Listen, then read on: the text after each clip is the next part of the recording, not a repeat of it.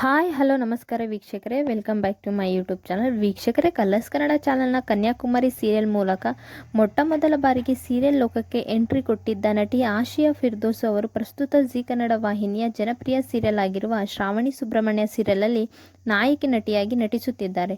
ತಮ್ಮ ನಟನೆಯ ಮೂಲಕ ಕರ್ನಾಟಕದಲ್ಲಿ ಶ್ರಾವಣಿ ಅಂತಲೇ ಖ್ಯಾತಿ ಪಡೆದಿರುವ ನಟಿ ಆಶಿಯಾ ಫಿರ್ದೋಸ್ ಅವರು ಖಾಸಗಿ ಯೂಟ್ಯೂಬ್ ಚಾನಲ್ ಒಂದರ ಸಂದರ್ಶನದಲ್ಲಿ ನಮ್ಮ ಕನ್ನಡ ಸಿನಿಮಾ ಹಾಗೂ ಸೀರಿಯಲ್ ಇಂಡಸ್ಟ್ರಿಯ ಕರಾಳ ಸತ್ಯವನ್ನು ಬಯಲು ಮಾಡಿದ್ದಾರೆ. ಹೌದು ವೀಕ್ಷಕರೇ, ರಾಜೇಶ್ ಗೌಡ ಅವರ ಯೂಟ್ಯೂಬ್ ಚಾನಲ್ ಒಂದರ ಸಂದರ್ಶನದಲ್ಲಿ ಮಾತನಾಡಿದ ನಟಿ ಆಶಿಯಾ ಫಿರ್ದೋಸ್ ಅವರು ತುಂಬಾನೇ ಕಠೋರವಾದ ಸತ್ಯವನ್ನು ಬಿಚ್ಚಿಟ್ಟಿದ್ದರು. ಆಶಿಯಾ ಫಿರ್ದೋಸ್ ಅವರಿಗೆ ಆಗಿದ್ದೇನು, ಆ ಒಂದು ಕೆಟ್ಟ ಅನುಭವದ ಬಗ್ಗೆ ಎಲ್ಲರ ಮುಂದೆ ಹೇಳಿಕೊಂಡಿದ್ದಾರೆ. ಅಷ್ಟಕ್ಕೂ ನಟಿ ಆಶಿಯಾ ಫಿರ್ದೋಸ್ ಅವರಿಗೆ ಅವತ್ತು ಆಗಿದ್ದೇನು, ಯಾರಿಂದ ಆಗಿತ್ತು ಎನ್ನುವ ಮಾಹಿತಿಯನ್ನು ಈ ವಿಡಿಯೋದಲ್ಲಿ ನಾವು ತಿಳಿದುಕೊಳ್ಳೋಣ. ಯಾರೆಲ್ಲ ಶ್ರಾವಣಿ ಸುಬ್ರಹ್ಮಣ್ಯ ಸೀರಿಯಲ್ ನೋಡ್ತೀರಾ, ಈ ವಿಡಿಯೋಗೊಂದು ಲೈಕ್ ಕೊಡಿ. ಹಾಗೆ ಇದೇ ಮೊದಲ ಬಾರಿ ನಮ್ಮ ಚಾನಲ್ ನೋಡುತ್ತಿದ್ದರೆ ನಮ್ಮ ಚಾನಲನ್ನು ಸಬ್ಸ್ಕ್ರೈಬ್ ಆಗಿ ಹಾಗೆ ಪಕ್ಕದಲ್ಲಿರುವ ಬೆಲ್ ಐಕಾನ್ ಅನ್ನು ಒತ್ತಿ.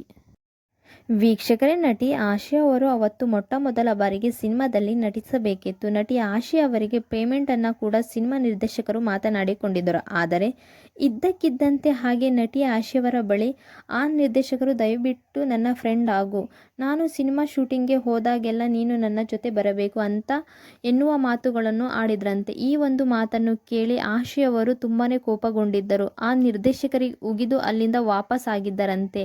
ಆ ನಿರ್ದೇಶಕರಿಂದ ಯಾವ ರೀತಿ ಕರೆ ಕೂಡ ಬಂದಿಲ್ಲ ಅಂತ ಹೇಳಿಕೊಂಡಿದ್ದಾರೆ ನಟಿ ಆಶಿಯಾ ಅವರು.